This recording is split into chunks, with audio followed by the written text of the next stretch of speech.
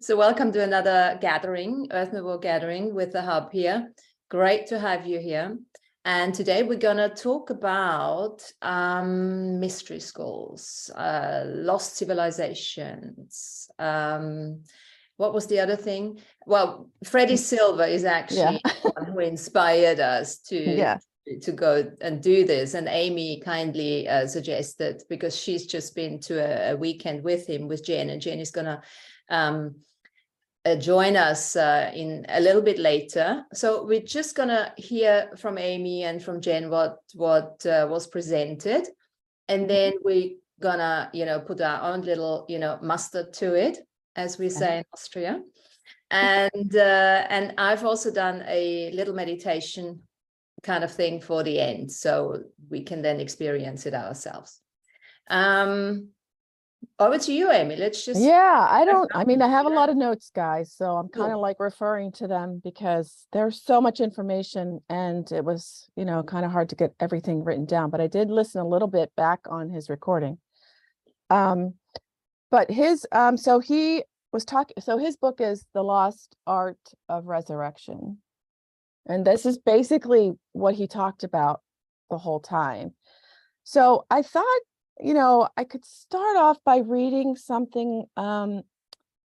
This will maybe give some questions and maybe you can ask questions, or, I can start off that way because it's mostly about his book. So Freddy's like what is he? He is a leading researcher of ancient civilizations, restricted history, and sacred sites. So he's allowed to go into some of these sacred sites that really only his group can go in. So he just has made himself such, he's connected with a lot of people. And he called himself an antiquarian. So he's very inquisitive, and he figures out history by pieces, puzzle pieces. And he loves putting the puzzle together. And so he does it, and then he fact finds it, and then he puts it and connects it all together. So that's kind of cool, and he rebuilds everything. So he reveals the radical ancient practice of living resurrection, in which initiates ritually died and were reborn into a state of higher consciousness. Explores living resurrection initiation practices from world cultures. He includes Egypt, Greek, Gnostic, Chinese, Celtic, and Native American traditions. So he's been to all of these sites. He describes the secret chambers and temples where mystery schools practice raising the dead. He shows why this practice was branded in heresy and suppressed by the church. So he brings it all together.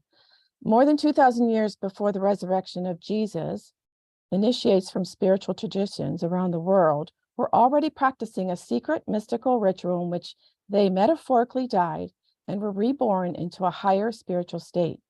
During this living resurrection, they experienced a transformative spiritual awakening that revealed the nature of reality and the purpose of the soul, described as rising from the dead. Exploring the practice of living resurrection in ancient Egyptian, Phoenician, Greek, Persian, Indian, Japanese, Chinese, Celtic, and Native American tradition, Freddy explains how resurrection was never meant for the dead, but for the living, a fact supported by the suppressed Gnostic Gospel of Philip. He talks a lot about, which I kind of wrote some things down about the Gospel of Philip.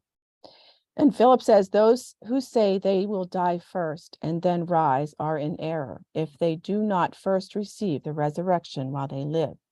When they die, they will receive nothing. He reveals how these practices were not only common in the ancient world, but also shared similar facets in each tradition. Yeah, it's funny how it all blended together each time through all the places he's been. Initiations were led through a series of challenging ordeals, retreated for a 3-day period into a cave or restricted room, often called a bridal chamber, and while out of body, became fully conscious of travels in the other world. Upon returning to the body, they were led by priests or priestesses to witness the rising of Sirius or the equinox sunrise.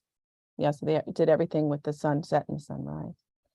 Silva describes some of the secret chambers around the world where the ritual was performed including the so-called tomb of Tutmosis III in Egypt, which featured an empty sarcophagus and detailed instructions for the living on how to enter the other world and return alive.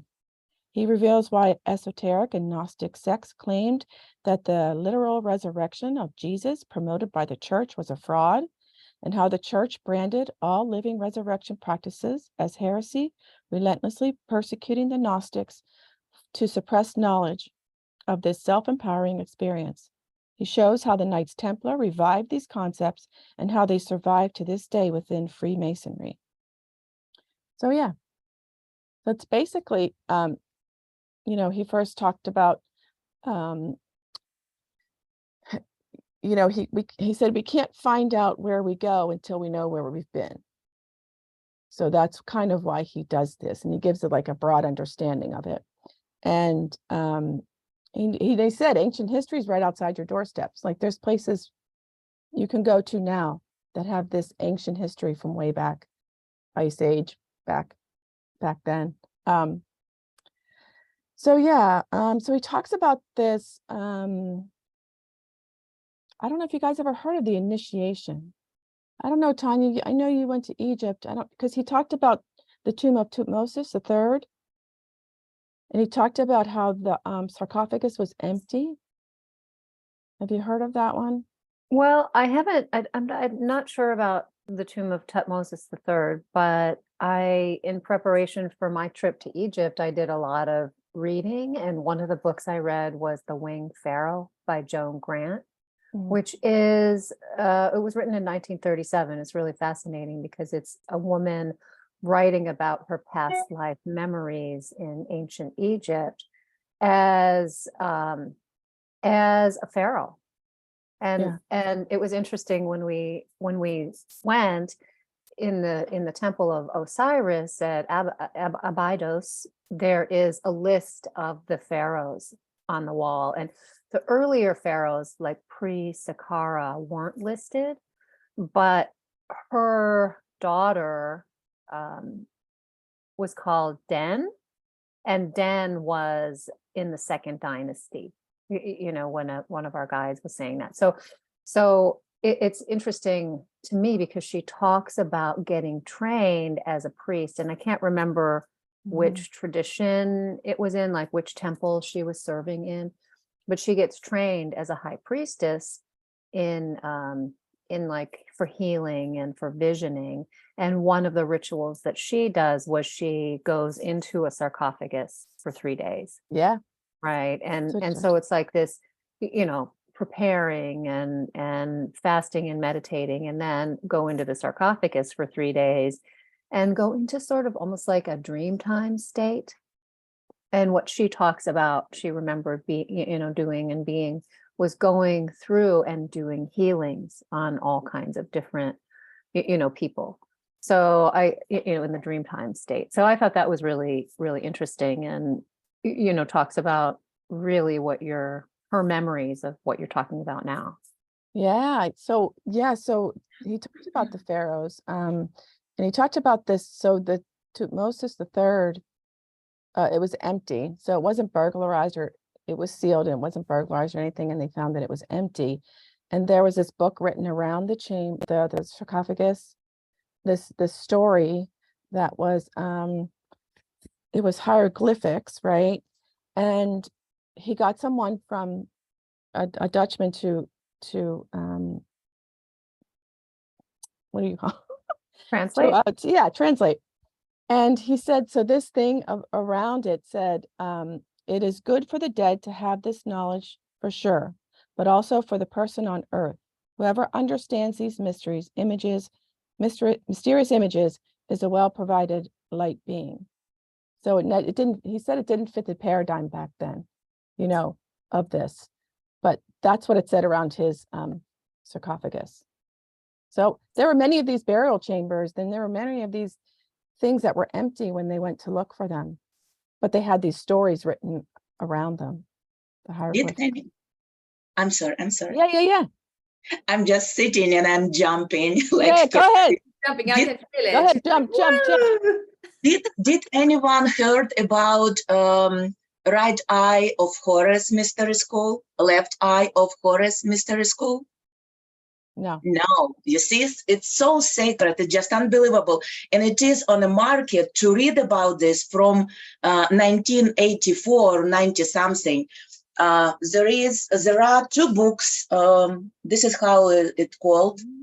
The Ancient Secret of the Flower of Life, Volume 1 and Volume 2. It's Drunvalo Melchizedek who wrote this. And he was actually from 1984, even before, going through all around the world, giving these workshops. But you see, it's so interesting school that he is continuing. It's a beginning of creation as we decide to have this universe. So it's that continuation from that moment. So what you're talking about, tomb that was empty, yes, it was initiation instrument. So there was in this object that we remember and we are describing in our history like 5,000 years, they say, yes, and they talk. Now they can start to continue to increase and time and age of those monuments. But we know from our history of like 5,000 years ago, and we know from about all those temples, and we know they were kind like dedicated to something particular. So this great chamber, it was dedicated sarcophagus of king. It was dedicated to last step in that process that you say resurrection, but it was already practicing second possibility how to become higher consciousness being, ascension. This is what really they were practicing in Great Pyramid in King Chamber. And before they were even stepping into that kind of initiation, it was a last step. They had to go through 12 years of right eye of Horus, remembering everything logically. Sacred geometry was major tool to teach those people. All those frescoes we have in Egypt on walls, it was study books. This is how they actually studied. Everything had meaning and still has meaning, very powerful and very contemporary meaning to understand our history as humanity. So yes, Jesus was introducing here resurrection, and in Egypt they already practiced ascension. And 12 years of right eye of Horus, then it was 12 years of left eye of Horus. This is where they would connect everything in female way. In female way, the same knowledge, but in female way. So to activate two hemispheres and connect with corpus callosum all together, become like a whole and complete in your remembering. After that, they had 3 years of school, another school, 3 years, where they had knowledge about connection of our subtle bodies to our human body with human psyche, that we already had frontal lobes to explore life with free will. This is personality. This is location of personality. Look at Aborigines. They don't have this structure. They have eyebrows and it's just brain. So we created specifically in this skin suit, these are lobes, this part of brain, and it's connected to personality. So in this in their knowledge, they already remembered, and I Ching, how you call it Chinese, they kind like repeating the same knowledge in the same way, but they see, Chinese see one mother, female personality, and 3 daughters, and then father and 3 sons. In Egypt, they were more neutral. They saw 8 original personalities. And we have structure in our spine, coccyx, where we have reflection of all that knowledge. 8 original cells. So in these books, he described exactly all this process, how it's connected to knowledge of sacred geometry and how it's connected to human experience. So in these 3 years, they would work. In modern times, they would call it schizophrenia. Why? Because in those 3 years, they would brought together working to bring together all memories. Yeah, that is, we know it's experience. Yeah, memories, it's experience. So they would bring all memories that connected to each personality of those 8 original, bring together and make them talk, share that experience, that knowledge. This is where, if they were able to do that and not go crazy, they were ready for king chamber and lay into sarcophagus with all those, herbs. They would prepare herbs, they would prepare drinks and special toning and put that person in specific state for doing that ascension and returning back. This is what was the point of that. To be able to leave your body with all that knowledge. Can you imagine? You understand completely what this universe is, not just pieces, but connecting together. Then you lay into that sarcophagus and you go into universe, yeah? And then you have to find way back into the same body, but you're born completely different being. You are immortal. You already have all your memories.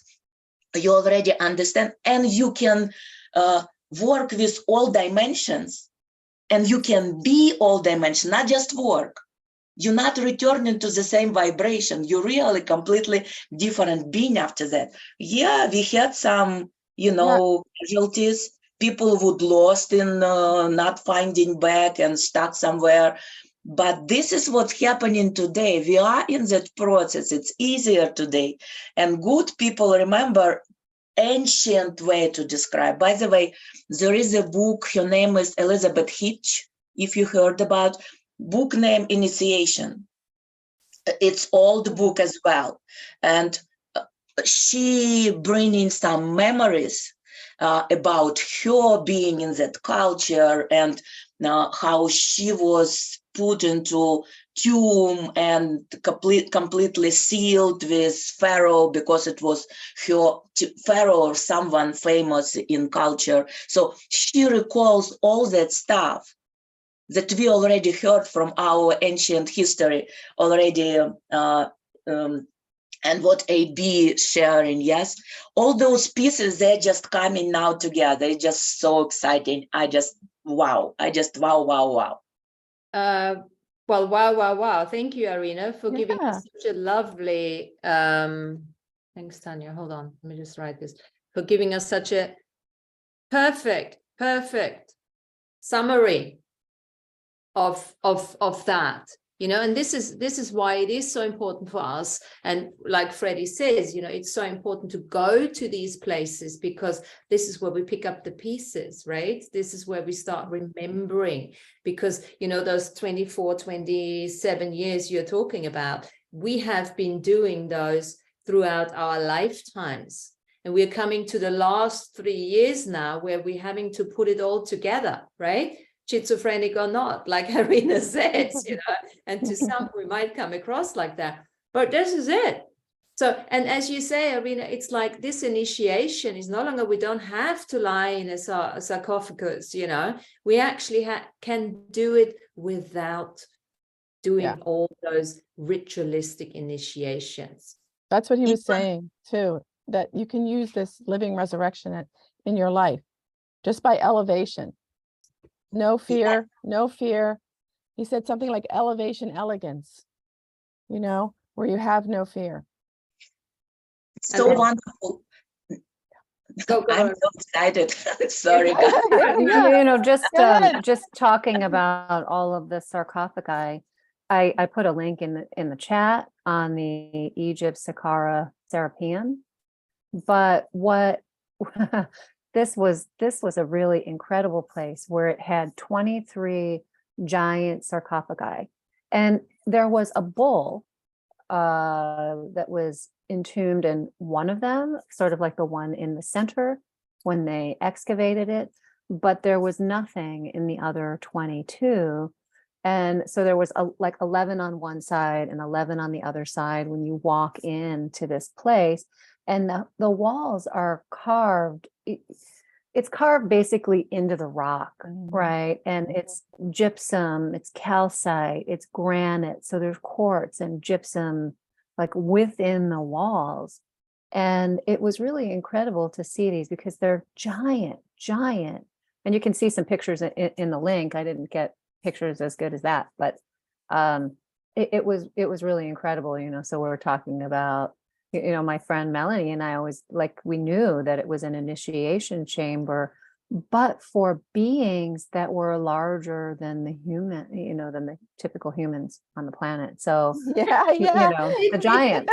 Yeah. I mean, like, you know, probably like between 10 and 16 feet tall beings. Yeah. You know, Guys, that were doing these initiations in this Serapeum. Yeah. Yeah. you see, you will be amazed. All this just deciphered in these two books. Just deciphered. It's connected to our DNA, human DNA, height of and levels of consciousness, of course.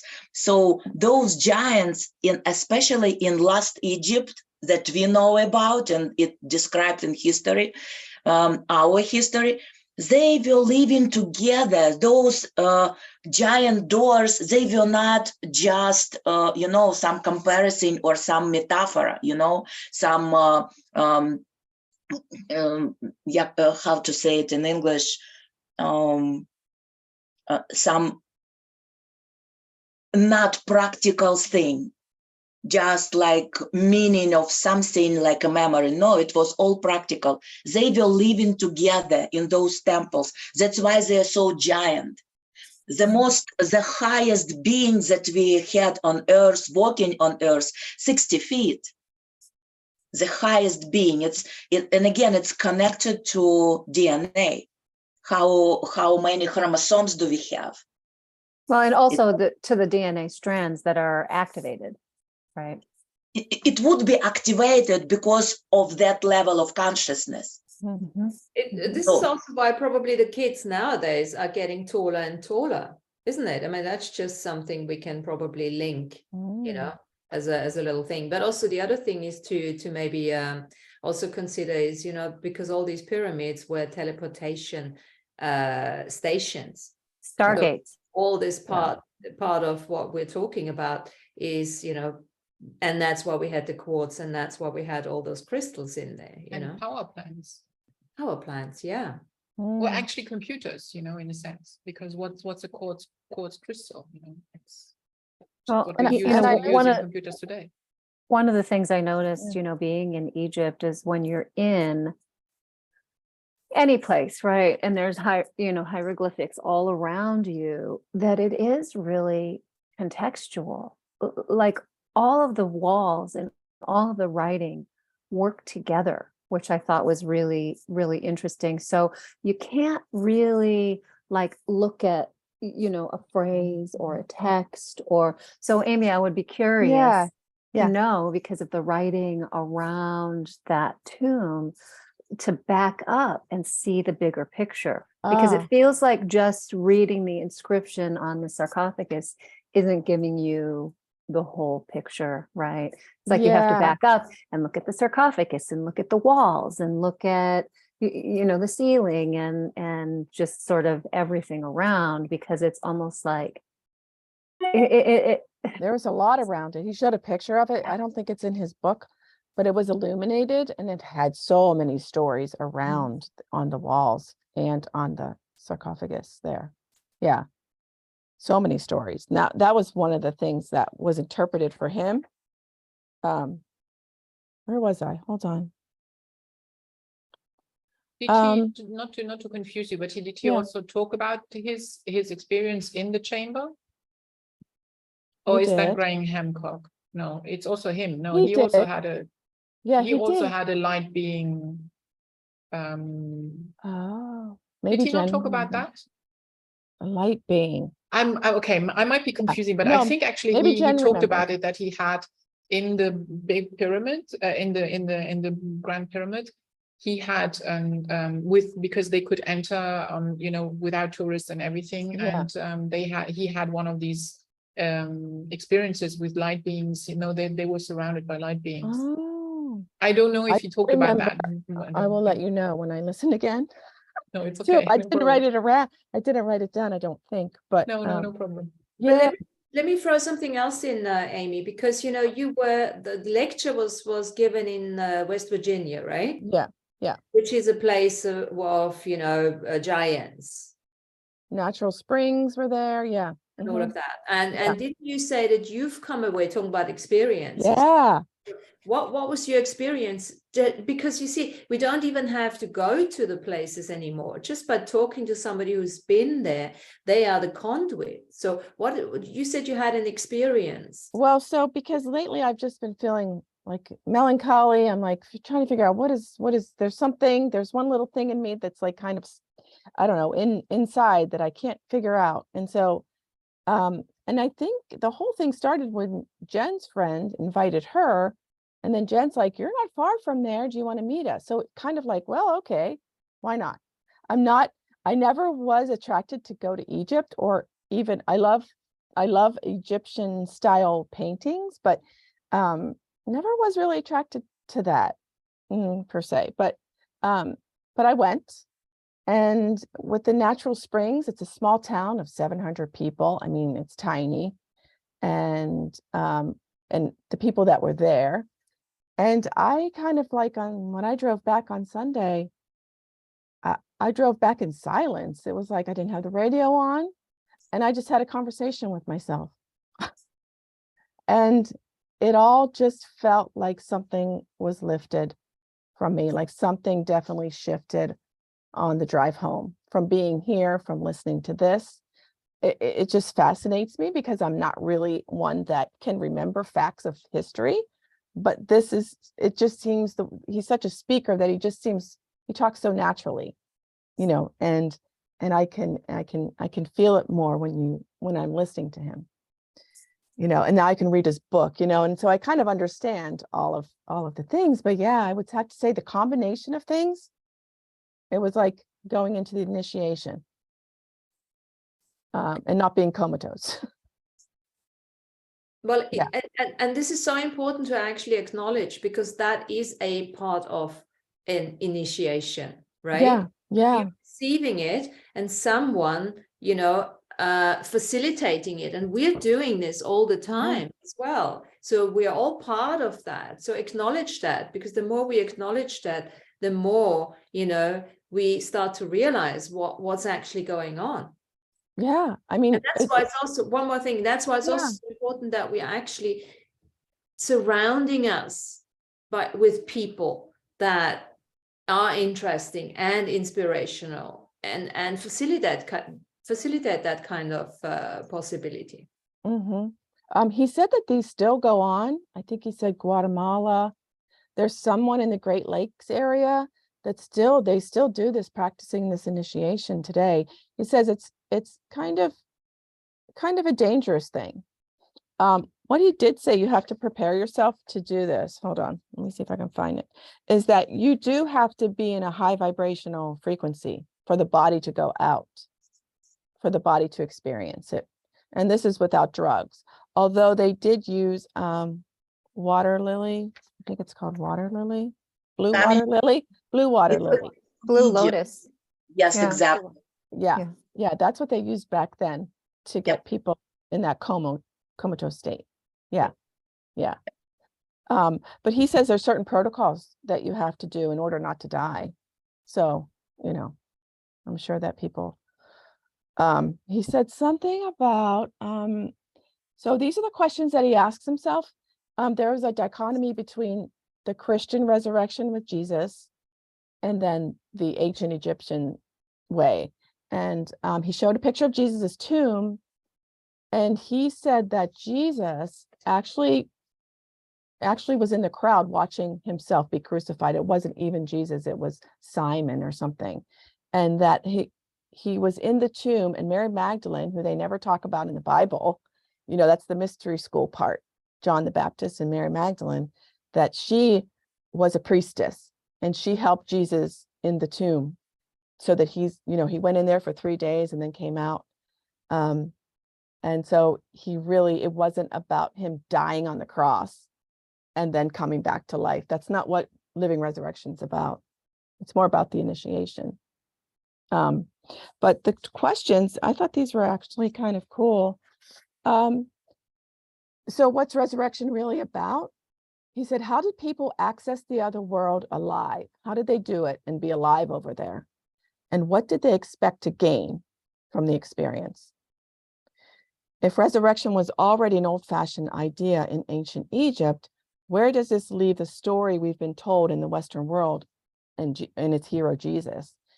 And then he said, so he's like, you got to clear the board, clear your expectations and see where it goes. And that's kind of how he does his work. He kind of like clears the board. And he said, first you have to understand the word initiation, which means conscious, but not like conscious, like driving a car or walking around or that. He's including the big picture of consciousness, the big consciousness of seeing everything. So he said, in order for the secret society to go into there, you have to raise your body frequency. And there's certain protocols. Yeah. So yeah, and something about involved in emotion, like your emotions, understanding the limitations of your emotions and when to apply it and when to hold back was very important, and to observe yourself when you are in an emotional state. So basically, don't do anything when you're in an emotional state. Can I talk about this emotion thing? Yeah. Yeah. And about higher consciousness? Yeah. It's very interesting because we know examples when people being still in duality reach some state of being, some levels of consciousness that is higher than normal people walking on street. We saw it many, many times. People go into some knowing themselves, but they still working from emotional body that we all used to have and connect to. Mm-hmm. This emotional body that was supporting our duality experience for a long, long time, to have experience what we decide to have, the duality and even more limitations. This is what's supporting our emotional body, and it's connected to our right brain, and it's connected to some access of our heart into this world. And we have, I already talked about this, we have 2 heart chakras that supporting energy of the heart for specific experience. So for our duality experience, we have to connect to human heart chakra. And that one is in our chest, and it's thymus part of our body. And vibration of that chakra is I love you, but it's a human love. Look at our human way to look at things. You will find all the time, I love you, and something that is sound like opposite thing. This vibrational state and this emotional body was supporting our experience of 3D level of consciousness. Yes, you're right. To raise your consciousness, you can't do from that emotional body. But there is only one guy, this guy, Drunvala Melchizedek, who is talking about second emotional body. This is where we all kind like going to, but we don't know really where we going to until you know this knowledge and remembering. And that knowledge is about second emotional body. And I would say it's a primal emotional body. And that emotional body, yes, it's total bliss, but not grounded. It's grounded to Mother Earth's bliss. What this state, when you look at baby, a little baby, what do you, even now, remember little baby, just remember little baby, just experience you looking at that little, we are smiling, correct? We already uplifted. This is that emotional body that we have. And when you start to go in those levels of consciousness, you automatically will go to that happiness and to that state of expansion and some kind of different joy. You know that experience. This is where we automatically, through our ancient memory, connecting to that emotional body. So you can do it consciously. This is the thing. You can connect to that emotional body that is giving you naturally, raising in your levels of consciousness. But you have to look at your emotional body that is supporting your duality experience and do something with that. It must be your conscious decision. It's a free will planet. So that's the what you call the first emotional body, the duality body, is the one that we're healing through self-healing, self-mastery, and sovereignty. Exactly. We're starting to get into that coherence between, you know, mind, body, and spirit, or gut, you know, throat, and, you know, that. And then I don't call it the second emotional body, but for me, that would be the expressive body. So emotion and expression. And expression has no duality to it anymore, as you say. You know, it comes across like, you know, when you have this blissfulness, you could still think it is duality, but it's like you say, Irina, it's our natural state of beingness. And this is why it is so important, the whole fucking journey. Sorry, Sandrine, what we're doing, what we've been doing until now was getting out of this emotional body and no longer thinking that this is our guidance system. It's not our guidance system. It's actually the habitualness, the habits and the expectations and the projections and all the indoctrination. So thank you for raising that. Mm-hmm. Yes, exactly. And you see, we are talking about duality. It's like right and left, but there is third part to that duality experience. It's a neutral. And we all know neutral, it's a part of duality. But beauty of this working, like you said, with self-healing and remembering and making your conscious choices, what I want to repeat, what I'm done with. So beauty of that, it's bringing you naturally to that natural part of duality. You stay in the middle, but you can't stop in the middle. This is the thing. If you just stop in the middle, it will throw you to the left or to the right. And it doesn't matter. You will show it in your behavior or you will just put it inside and that thing will grind you inside. It's the same thing. You can't stop in duality. Why? This is that fulcrum point in your this thing right and left. When you can go into different direction, cross had meaning about this. This is first meaning of the cross. Instead of going right, left, you can go up and down. And before 2012, where all people of knowledge call it end of time, not life, but time. End of time, yeah, absolutely. It is end of time because end of time as the social agreement, you know, or let's better say end of time as the Roman numeral time, the way we have, you know, absolutely. Yeah. Now we knew it before, domination, control, war, all that time. It's end of that time, all the experience. So if you stay in the middle, you have to make choice. Otherwise, you can't stay there. It's not holding. It's trying to throw you somewhere. And usual, like you said, Martina, and everyone, you guys saying, it's a habit. It will throw you right and left. But that raising your consciousness, it just remembering that moment of neutrality. What else did I do in my previous experiences? Who I am? You know, all that those questions will show you way up or down. See, until this end of time, we were aiming to go down because we choose as planet, as universe, just to explore what is possible for consciousness, to go down into smaller possibilities. with everything who we are, unlimited beings, yeah? Today, it's not working. That's why we have those still mystery schools that they are show up, and we know about those schools, but they are kind like our past. Yeah. I'm talking about dark mystery schools who are still trying to manipulate and limit people and make some rules that are not human rules. Today, it's only one way, go up. And this is what those state of consciousness, this guy talking, to have this experience stepping into higher consciousness and live, continue your life from that state. Yeah, I was just wondering, as you were talking, well, it's kind of like a near-death experience is how he explains it.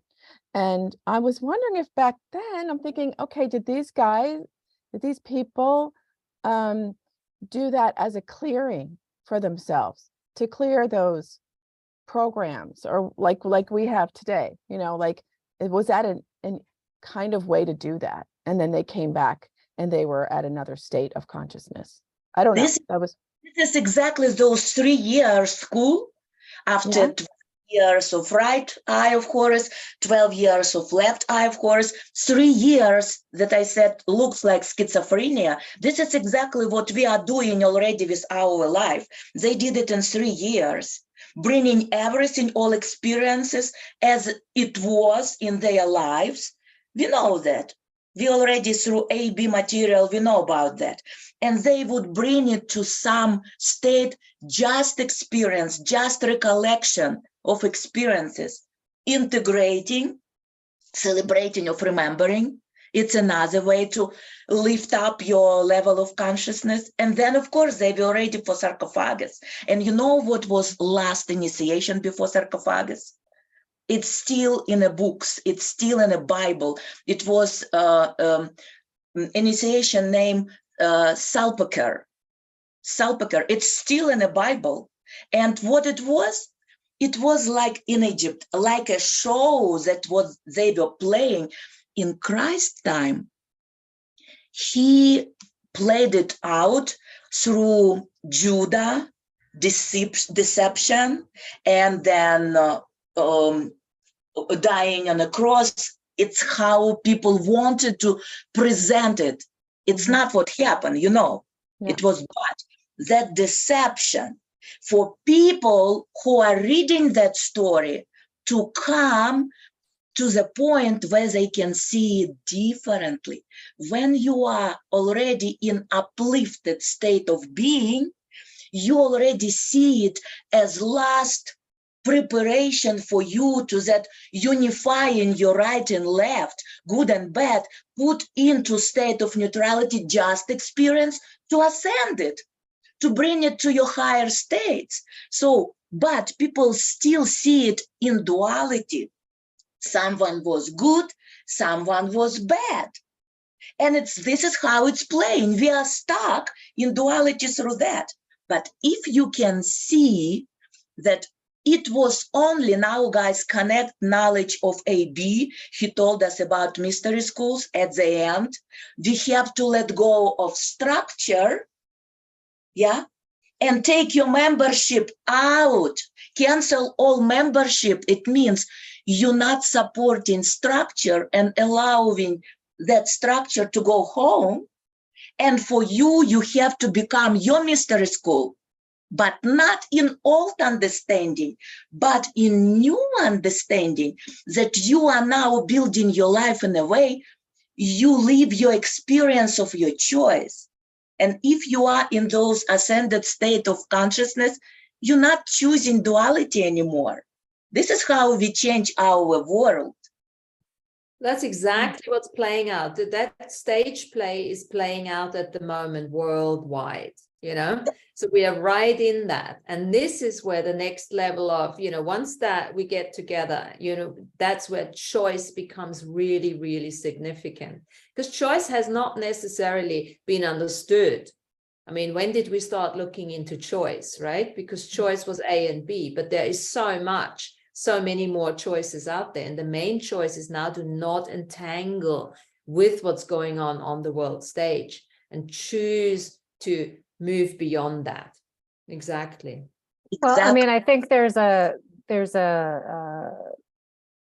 important point that in order to consciously choose, you have to be awake, right? And I mean, there's a very small percentage of people on the planet right now who are conscious and awake. But still, you see, this is the thing. There is a grid around Earth that is already working, that is helping people to wake up.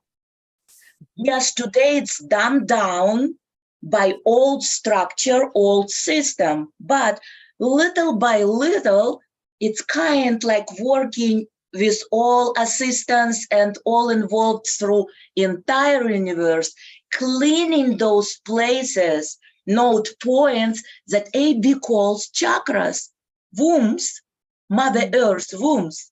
It's all cleaning now, clearing up. And yes, last thing that is happening in those places, war. This is a wonderful tool for manipulation of anything. Love and war, everything manipulated there. And when war going somewhere, what is your heart doing? Even it's not on your land. What is your heart doing? Your human heart. It's in pain. It's crying, yes. So, and for energy, something to support, it doesn't matter from right side of experience or left side. We are even being sideways involved in any war on the earth. We are still feeding those structure, old structure, to stay there. So we have to be, like you guys saying, Martina, like you saying, consciously choose our experience today. Even you see those people like this guy, like you, Amy, sharing, he didn't say really how to work with your emotionals and how to be involved through your emotions, but he said you need to be careful. Yeah. We have to remember, you can't stop in neutrality. It's not possible. The moment you stopped in neutrality, you're already stuck. Yeah, but first of all, you need to get to the place where you can experience neutrality, because, what the danger, and we say that as well, the danger is there are so many people who have not done the healing work and they just go astral travel totally unprotected, having no idea what they're doing and bringing back so much shit, and actually endangering other people at the same time, and this is where it leads us to dream time, because I would almost say, that journey, that sarcophagus journey and everything is almost like we're doing this in dream time. This is when in dream time we are going and teleporting ourselves. The astral body moves into the dream space, dream time societies, into the astral world and everything. And this is why, the next level of where I think the initiation bit, or the 3 years we're talking about, is really before the 3 years even, is we need to get a hold of our dream time. And this is the next level of self-mastery. You're right, Martina. Let's look more closely what is those people doing and bringing, like you said, from their astral travel, or those dreams that they dream in fear because they live in fear of duality. What do they bring? And now remember another piece that we already know, that at some point, those supporting system, that supporting system for our power structure on Earth already gone.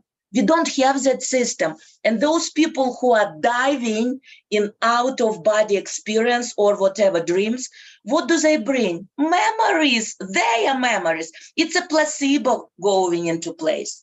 It's a placebo effect. And they sharing, this is that thing.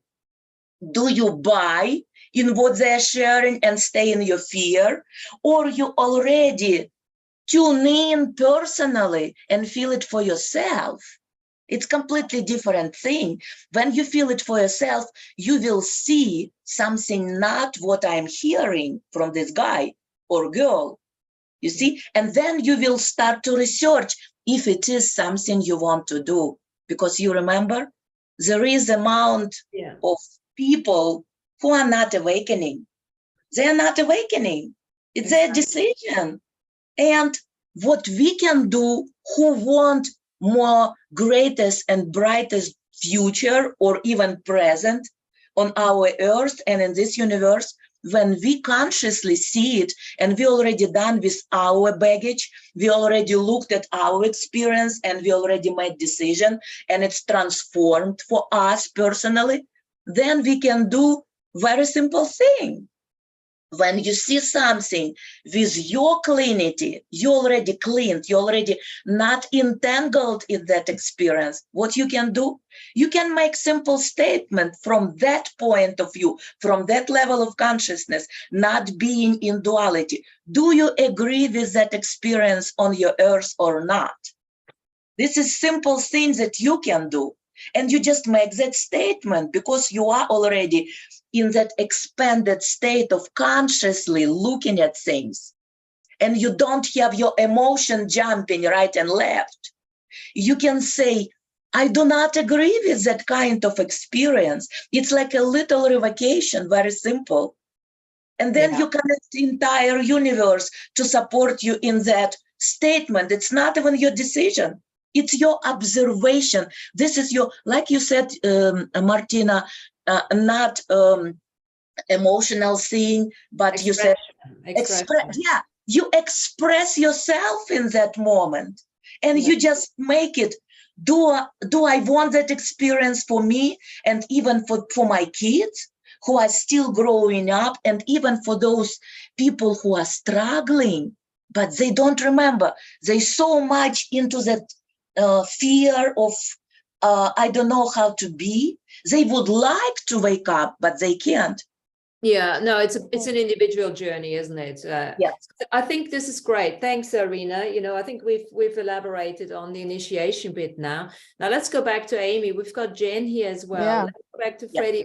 Let's see what what else he had to say.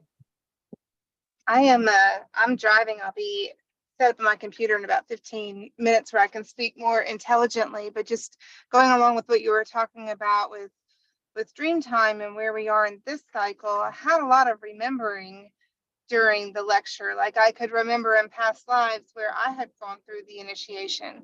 I could remember where I facilitated the initiation. It was really amazing. But one of the things that I understood in watching all of that is that, you know, of sorts, like graduation in this lifetime is achieving that Son of God consciousness, that enlightened consciousness in this lifetime without needing the initiation. We don't need to go to that death's door to cross over to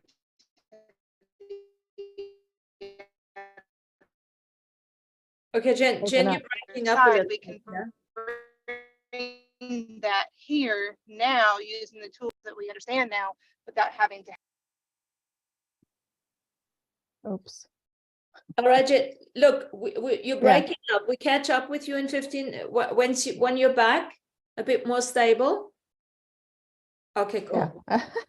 Back to Amy then. Yeah, no, the same thing too. I mean, I all I kept thinking was bringing this to the modern day, bringing the bridal chamber, which felt so beautiful to me, bringing that here, bringing the initiation here and doing it ourselves, because like we are the temple. They're going to keep building temples until we realize that we are the temple, you know? So, you know, it's all inside. I mean, that's kind of like what he was saying, you know. That's actually really beautiful. I like that.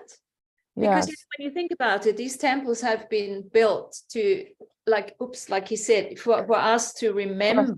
Because you know, I just watched I don't know who Gel or something posted it, and he was saying like every second, third generation we forget everything, right? Yeah. So these monuments have been built specifically for the reason for us to remember.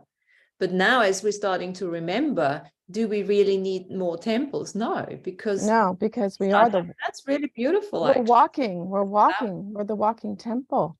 One thing he did say, and I did have something on the bridal chamber, which Well, I will say, you were talking about dream time, and it made me think about how we need to be more aware before we go into our dream time. And that's what they had, these priestesses and priests around. They had this force field around them that protected them, you know, when they went into these 3 days out of the body. So like, and I experienced that when I went with Liv Mokai Wheeler with Cantumblé. I was actually with her. She was and is a priestess. And we all were like that force field around the healing of that person that was around us. So that brought back all those memories of like, oh my gosh, and then I experienced it modern day in a different way with her and Cantumblé. So, I mean, yeah, it really gave me chills when I was thinking about it. But what he also said was that all wisdom resides in the dark, the womb, when we give birth. And he said the Black Madonna, he showed a picture of the Black Madonna, and she's black because of all the wisdom she has. Sandrine, let me just say, Sandrine, remember the black snake? Is that connected, you think?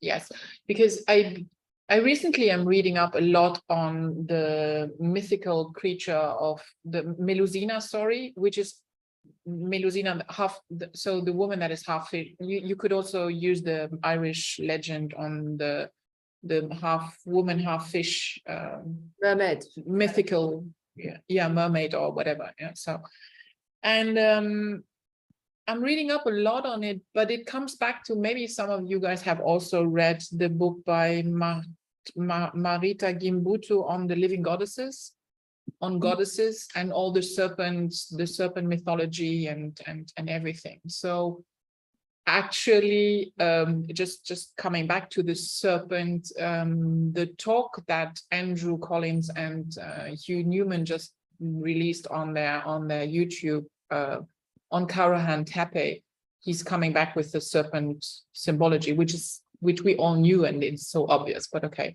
So yes, in the deepest sense of the mythology, there is always the white and the dark. So there is always the light and the dark, and there is always the white and the black. And this comes also to the fact of, you know, what you have been pointing at, and where also we have recently in the international community of individuals with the philosophy come to when does the life start? It starts with the choice of, it's 0 and 1. You know, the dark and the light, the black and the white, it's 0 and 1. And what you were just referring to, this state of, you know, where you are in the non-duality, there is always a choice.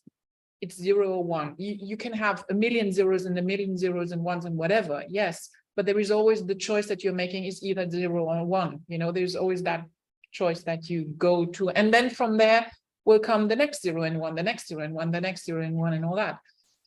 When you're stuck in this, what you refer to in the third stage thing, I still have to wrap my head around that one, because we had a long discussion on Sunday where people were not getting it because they were still stuck in that duality of, yeah, but if, and here and that, and well, okay, no, I'm not going there.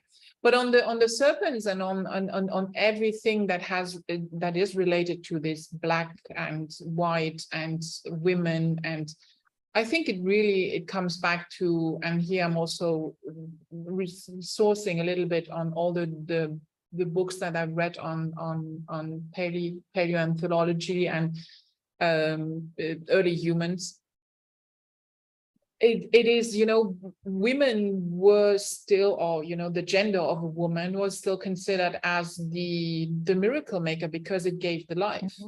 So whoever that was, in a sense, and where it is coming from, that we suddenly have been put together with serpents, is still something where have to wrap my head around, because it's not something that is common to a lot of areas, serpents, you see. So it's not the serpent, maybe it's the fish in the end, you know. That is why we all, and the aquatic state, and then the aquatic state and the telluric state, you know, this giving and going. So yeah, the black Madonnas and the black snakes, you know, everything is just related in a sense. Yeah, it has just been through I think through the mythical and the stories it has been passed down in like, because the serpent is also, you know, like the bad one, because it can be dangerous, but not all serpents are dangerous, you see. So it's everything pulled together in a sense. And you see, guys, it's all the time connected female being with all that hidden knowledge and some kind of danger.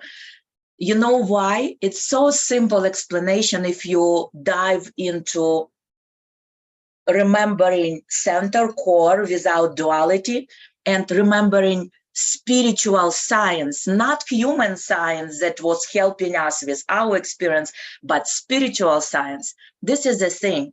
There are different ways how to have experience and how to have those shifts in your consciousness. For female, it's so simple. It doesn't need to have steps how to do it. For female, it just flips the picture. And you are in completely different vibration. You can see it in your experience. When you go through something, it's no explanation. It's like going, exploding, and then you're like, wow. And you completely different to see stuff. And it's coming to us in females way. Natural, because this is our nature, just to flip. And you are in different vibration. For male, they have to have steps how to flip, how to come to the different vibration. That's why it never connected to female, to male, to that something like open different door. For male, they have to create steps. And it's reflecting in our human structure of consciousness and our physical body. This is the thing.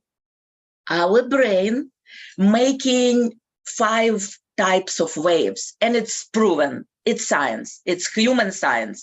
They find those waves. So to exist for human being and be participating in our experience that is available here, we are connecting with our pineal gland to this light. And this light of our experience today, it's production of our pineal, of our brain, beta waves. This is how we have this experience. To have different, like we're all talking about, higher consciousness or go to something different experience, we have to shift production of waves. And when we shift production of waves, we have to close ourselves from this light. Yes, we have to have darkness. And now connect this thing, science of our heart and our brain. For brain to see and have this kind of experience, it was created to, it's 2 things. It's duality thing. We have to have this light, beta waves. To shift our experience, we're going into darkness. So what is vibrating on the darkness possibilities? It's our heart. This is the thing. And it's not dual organ. It's just one not dual organ in us. It's our heart. We have some spaces inside of us where we actually have approach to everything that we see here, but without duality. We can experience naturally that vibration. Again, when you see baby, you naturally experiencing that vibration, but it is available 24/7 when you connect to those chambers inside of your heart. Subtle, not physical, but through physical and inside of physical heart. And for heart to vibrate, it needs darkness, Hajan. So this is, everything seems to lead us back to dream time, you know, because this is dream time again, you know. But then again, you know, and this is actually an interesting discussion to be had at some stage, because the astral body leaves the physical body and the etheric body. Now, the etheric body is the link between the astral and the physical body, right? Now, where does the heart come in? This is the thing, very good question. When body, that body, subtle body leaves, where it's going? It's going into outer infinitely big universe. Remember golden mean? Yeah. Remember, we have infinitely big universe around us and the same universe, but infinitely small, imploding inside of our heart. This is the thing. I'm telling you, I didn't find anyone who else teaching this. It's only him, only Drunvala, no one else. This is how it's sacred. Different words. I mean, look, that's part of the celestial medium journey that we have, Yes.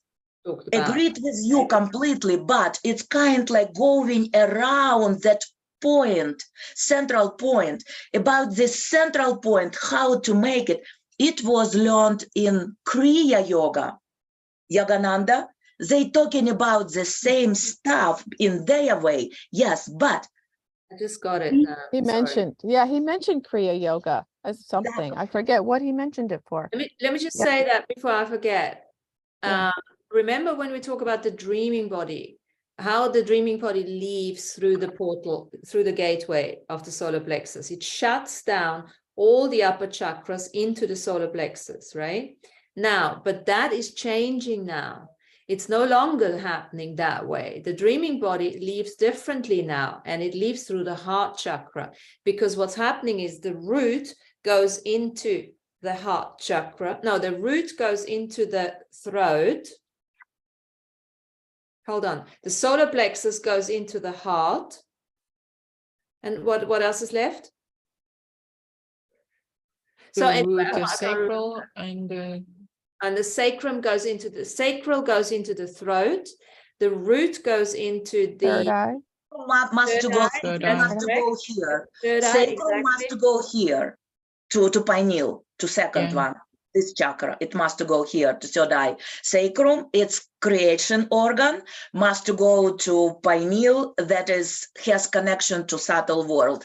But again, it's all yes. What you're saying, it's yes, it works. But this way, you still can go only into infinitely big universe. You can't No. go to infinitely small. And heart, it's not connecting to that unconditional heart, that Yeah. chakra. But why can you not go into the unconditional little one, little universe, when you can go in the Look, big that's one? just a separation to make sense of all of it. At the end of the day, when we get to that stage, there is no little or Well, no yeah. big one. No, it is. It is. This is the thing.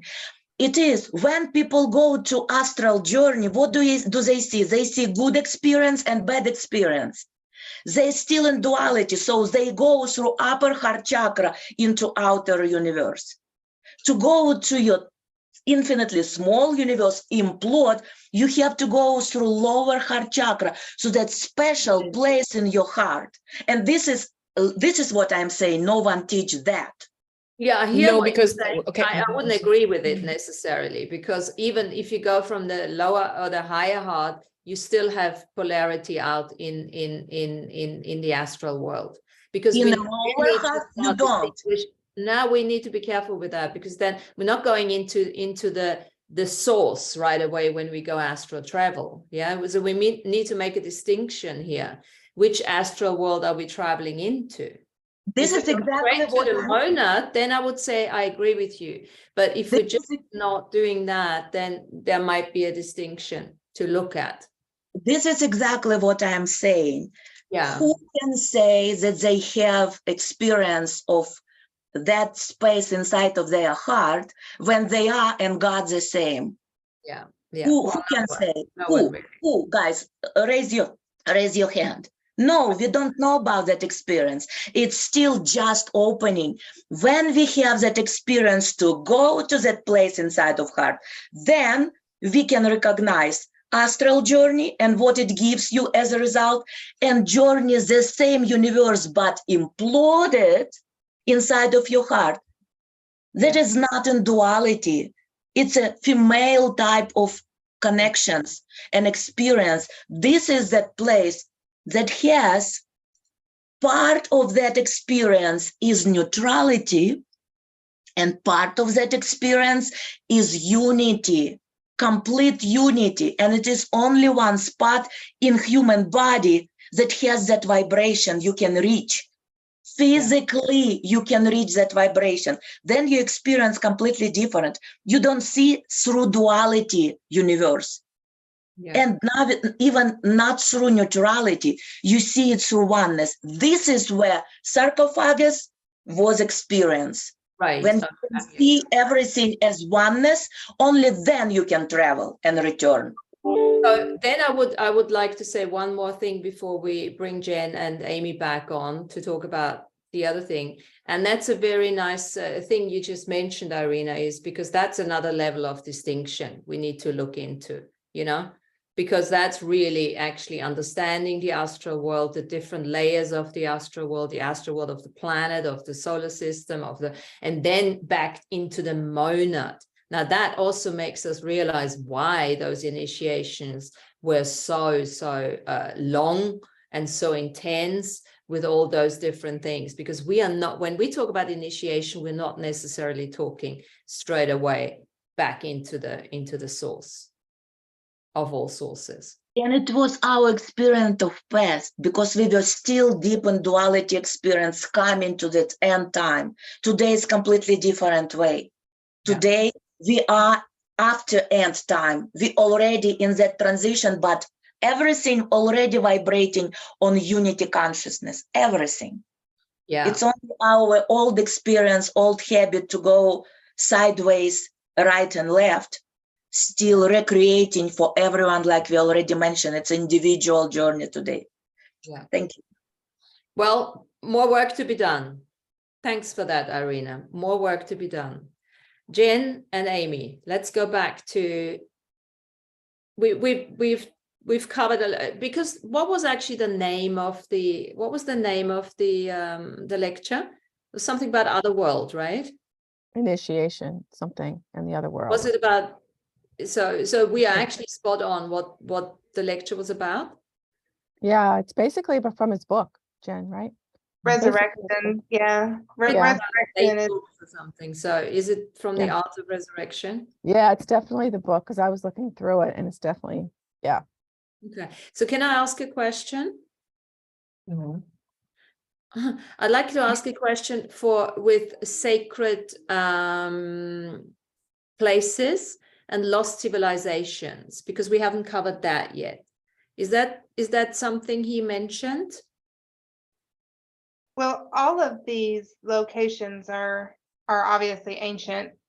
And you know, he even starts it with, you know, he explores the ancestors before us, and then he looks for who was before them, because so much of that knowledge was before our ancestors and what was brought here for that. He didn't talk a lot about who built what. He did go, I'd say he covered 20 similar sites around the world, wouldn't you say, Amy? Yeah, at the end, he gave us some places to go visit. Yeah. Yeah. It's in his book too, I think, Where to Go. Yeah. Yeah, so what were some of them? Jen, do you have any? Did he speak about Göbekli Tepe, Karahan Tepe, Turkey? Not his place? He did talk about Turkey. He did talk about. Some of my spelling is probably off on some of these. He talked about the island of Tintagal. He talked about the Four Corners, which is Arizona, New Mexico, Utah, and another Nevada. state. Yeah. And then this amazing place, is it in Australia where you sit Colorado. on the edge of a rock and This you look place, out? I don't remember him talking about any in Australia. Do you, Amy? Or was it, or is it in the Pacific? Is it on the Pacific? Whatever. Because I read his book on the lost civilizations, which I didn't really appreciate a lot, because he gets lost in it. I think he was pushed to finish the book. In the Lost Civilization. Yeah, no. Well, let me just find the title. Are you Correct. talking about Tintagal? Yeah. As you were asking where that was, because that, from my understanding, that is west of the UK. It was an island west of the UK, and it was an island that would sometimes appear and sometimes disappear. Yeah, So magnetic anomaly. Yeah. yeah. So thinking about the way that it might have just been in a higher harmonic, higher dimensional earth. And sometimes it was accessible and sometimes it wasn't through the portal. Yes. Yeah. On Tintagel, he said that it was a geomagnetic anomaly there. Yeah. And he called it Merlin's Cave. And he said that there was a church of the Mother of the Gods there. Did he go in that though, Jen? Remember how dangerous? He went somewhere dangerous. Like, was I that the think- cave? I think so. I think that Yeah. that's where you have to lower yourself down. You have to watch the tides because at certain points of time it's underwater. And so he lost his footing and cut his arm up bad. And Yeah. And then the Really? entrance is very, very narrow. Like you have to do like Tetris or, kind of like get in there. and he's Like a womb coming Yeah. out from Yeah. or Yeah. into. Yeah. I almost equated some of these chambers as being almost like womb chakras because that is what they are to us on Earth, our womb chakras, from going into the darkness at the setting sun and then coming out to see the morning star is like coming out of being birthed in the birth canal. He said that there's an energy line connecting the exit of that cave at Tintagel also to the church that's there. He talked about the island of Iona in Scotland. Yeah. Odrin's Chapel is there.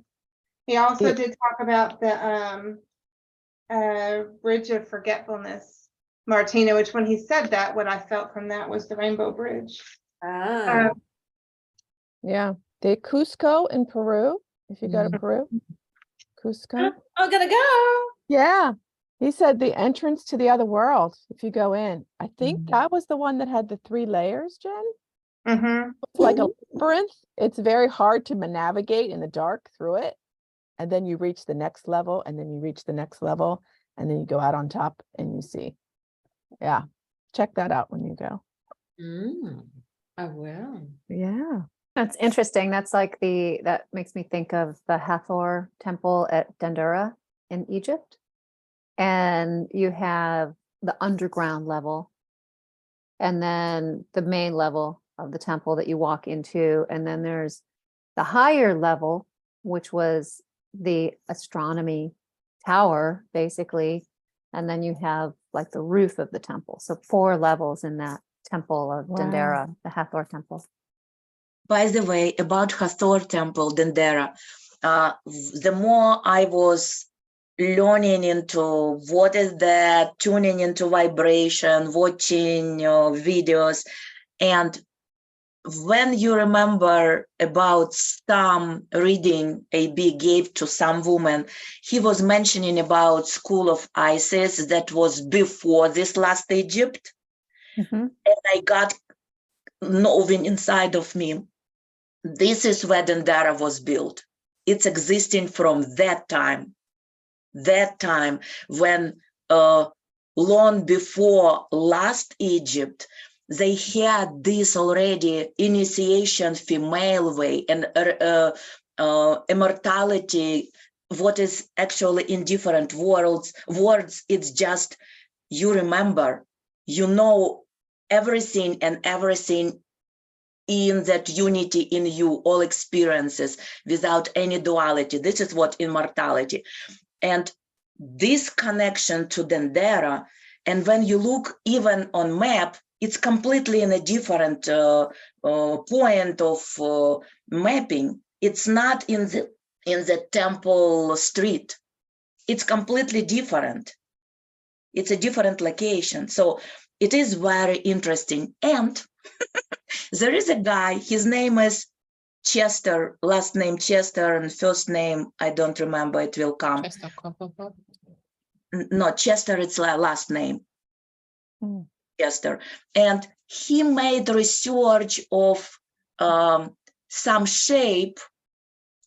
He wanted to find shape that has 7 points and 7 surfaces. And he couldn't find in our world, 3D world, that shape. It's not existing. So he started to, by his research and counting stuff, creating that shape.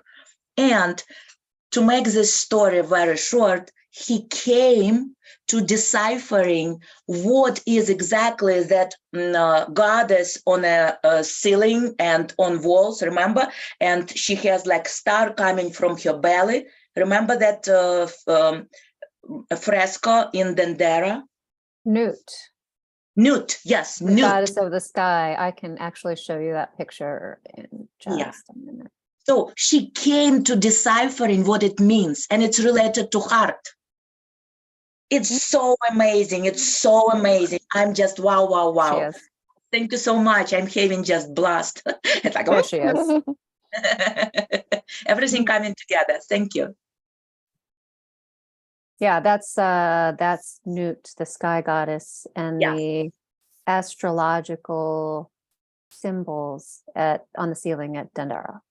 Yeah. And stars coming from her belly going to earth. And this is exactly the process of our incarnation and resurrection and all that stuff. So just look up his name. I will find and post in our thing, in our chat, his name. Well, post it in the Earth Nouveau Hub. Oh, yeah. Okay. Because otherwise I we're gonna will. lose it. You know, we're gonna Okay, lose I all that will. on the chat. Mhm. Super. So I won't do it now. After our show, I will post it there. Once I have the recording out, just pop it there, pop it underneath there. Yes. Fantastic. I will do. Thank you. And can I add a little bit? Oh, sorry, it's like I You're can't. so expressive today. Off you She's go. going off. Maya.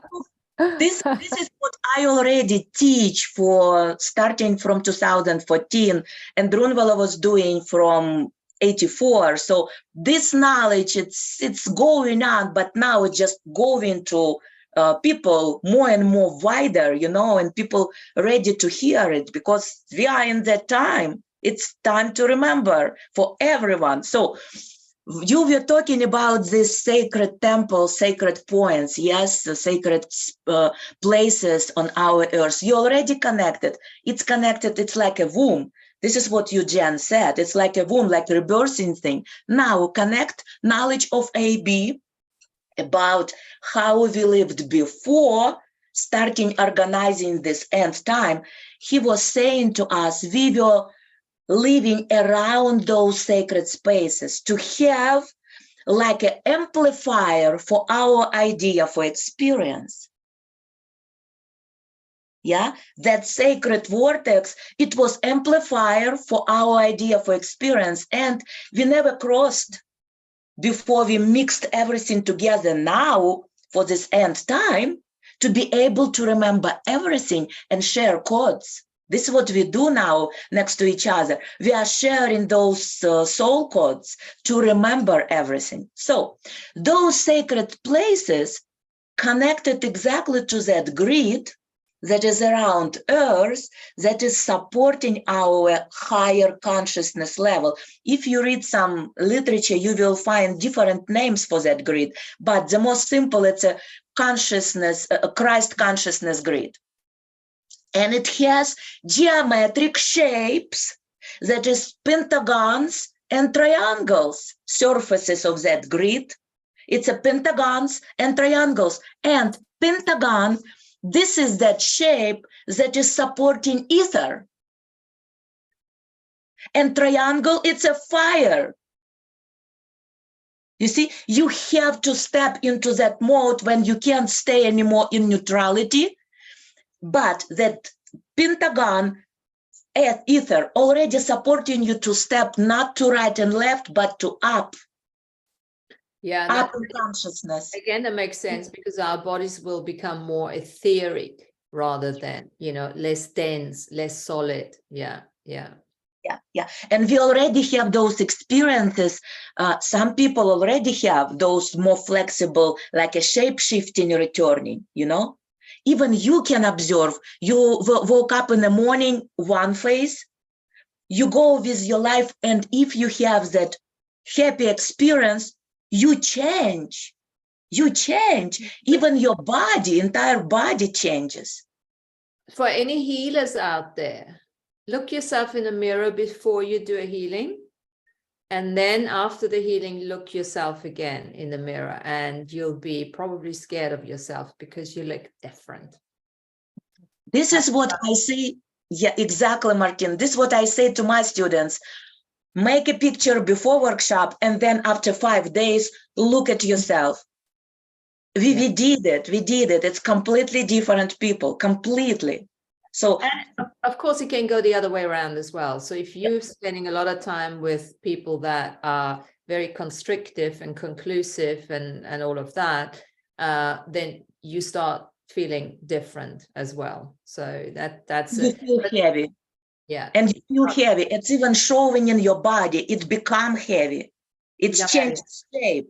And you know, Irina, I just want to say something to this. I think I said it the other day, but let me say it again, as we're talking about emotional and expression. Let's call it expression rather than emotion. You know, out of duality, or getting out of duality more than, you know. Because lots of us, we don't go into triggers anymore. We don't necessarily get triggered anymore the way we used to get triggered, right? Because we're just much more in our neutral, you know, sort of point of view, where we don't really take sides. We don't define, you know, so many of what's going on around us. Having said that, the body still appreciates and feels when there is contraction around you.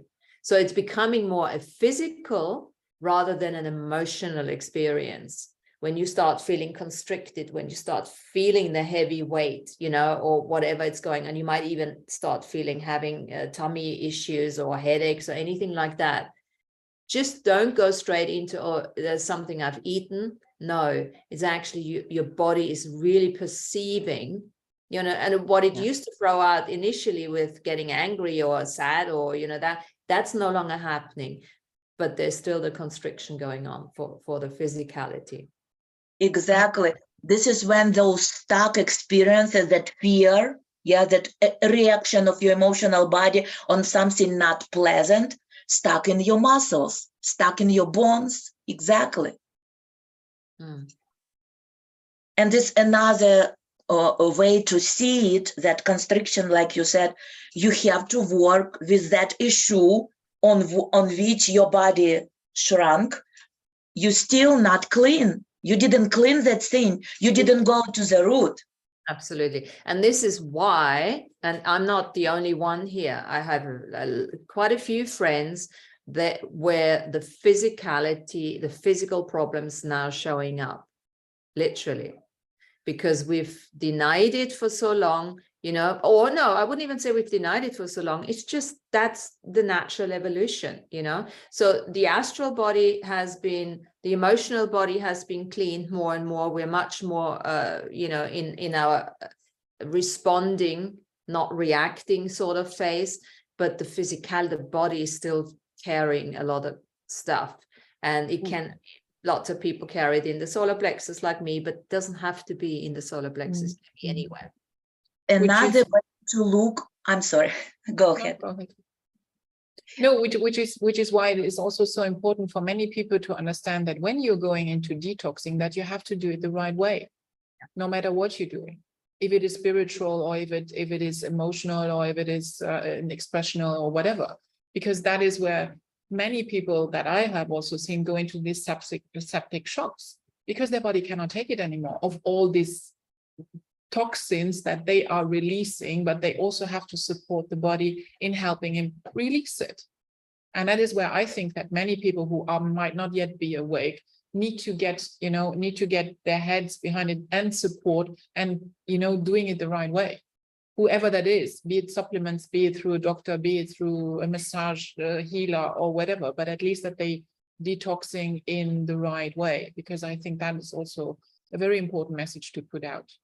Absolutely. And thanks for mentioning that. It has to be a structured approach. And that's the interesting thing now, because we just talked about no structure, no concentricity, no definition, no nothing. That's what we've been doing. That's what we've learned when we get into that, when we, you know, learning to get into that neutral state. And now the body comes in and says, fuck all this. Now I want structure. because I need your determination, I need your patience, and I need a bit of structure. So it's like, whoa, what is this? You're starting from scratch again? No, it's just a different level, because that's really the appreciation of having a physical body. And there is celebration behind that. Celebration, acknowledgement, and honoring of the body. And you know, the thing is, with all of us, we are so good not living in our bodies and still functioning super actually successful and well. And I speak from experience, and I know all of you guys are, you know, we are multitaskers, just let me finish that one sentence. What was I going to say? Multitask. Yeah, and it's so easy for us, and it is in the acknowledgement. To the point, body will still show up. It will still show where you didn't go and didn't work with body science. Yes. Body has some structure. It must be, like you guys saying, structured cleaning, structured approach. Yes, 100%. Let me say one thing. My observation about this reaction of body being, not even having that anything, but being next to something, and body start to show some discomfort or whatever you call it. In my observation lately, that thing of body showing your old experience of shape shifting. I like it. It's not a bad, it's a good idea. Yeah, because we're becoming more and more psychic, and the body well, it's a unity thing, it's a non-separation thing, and we can call it shape shifting at the same time. Yeah. Physically, no, I'm talking literally, physically. Your body in that moment showing that you had experience, pretty strong experience of being shapeshifter. And if you see it as something that you need to release or relax or clean, you can go that way and your body may not respond. But if you see it as science of your science, like a signals of that your old experience of being possible to shift body, to shape shift, you can work through that opening, and you can make results just to start see your body that is showing you possibility, not for cleaning, not for going again into circle like everyone human doing who doesn't have that experience in their remembering. You can go through that gate and start to work through that shrinking, expanding. You can get that vibration and really shrink and expand your body at your choice. Yeah, that's a huge capacity that we're all starting to step into. But that, again, comes with another level of responsibility. That's where non-entanglement has to be practiced, and the ultimate sort of mastery, not to entangle with that. Yeah, exactly. That is the next level of non-separation. You know, absolutely. We call it in the emotional state, we call it biomimetic mimicry, where the body starts mimicking, you know, biomimetic and biomimetric mimicry. One is emotional, and very often we can see it when we go home. Like if we're living in a different country and we go back to our biological family, I've seen it a lot. As soon as I get there, I start looking like my mother, you know, like this. I'm like, whoa, look at that. Whoa, what is going on here? You talked about this before. We did. Yeah, with Jen, yes. We did. And my mom was really cool, but she's 86 now, so it's not something I want to look like now. Sorry, Mom. No, it's ancestral. It's ancestral. It's taking into your now and future all experiences, ancestral experiences, and they were beautiful. Yeah. They were beautiful. So, and sign for that in your environment and in yourself. Are you ready to see it this new way, more expanded way? It's a fear. If you're still looking at something, experience fear, you're not ready. Well, of course not, because it doesn't stop with looking like your mom, your dad, or your grandmother. Then you start changing into a reptile, and the next thing you're an insectoid. And the next thing, oh fuck, I didn't see that one coming. And yes, we have all reptile DNA in us, so it's not, but it's all part of the game, right? It was actually a TikTok thingy Emma sent me. There was somebody, I don't know if you heard about this, there was someone on the plane and she totally freaked out because this guy must have shape shifted in front of her, and she totally freaked out, and she held the plane and she got off the plane, and it was a big hoo-ha. And she said it to me, and she said, Mama, what is this? Well, it's exactly that what we were just talking about, But this is the other kind of fear that we need to stop. But this is where all this lovely gender blah blah is coming in at the moment, because once we actually start, and this is, if we're not ready for that, that was such a perfect example. We're not ready for that. How are we ever going to be ready to, meet our interdimensional mates, right? I mean, for God's sake, need to get over, need to get out of this is fashion, this is the way we should be looking. No, because there will be ugly versions of ourselves coming out, and oh my God, back in there. So guys, we're running out of time here. How are we doing? Okay, 44. So Jen and Amy, what else is it that you want to bring forward from your lecture before we go into the meditation that I put together? One thing that he said, I don't know if you said this already, Amy, but he kind of started with this. To live a human existence ordinarily is to experience death, and to discover resurrection is to experience enlightenment. And I thought that was a beautiful description of things. And as we talk about the human body and in my awakening, I would equate where we are now as hell, and where we're going as heaven, putting words to the experience. And we can expand ourselves consciously and then understand through our heart or through our mind what it means to be an unlimited, infinite, sovereign being. But in order for us to really take that experience as far as we can this lifetime, we do have to adjust the body. The body is very, very resilient. We put our bodies through a lot.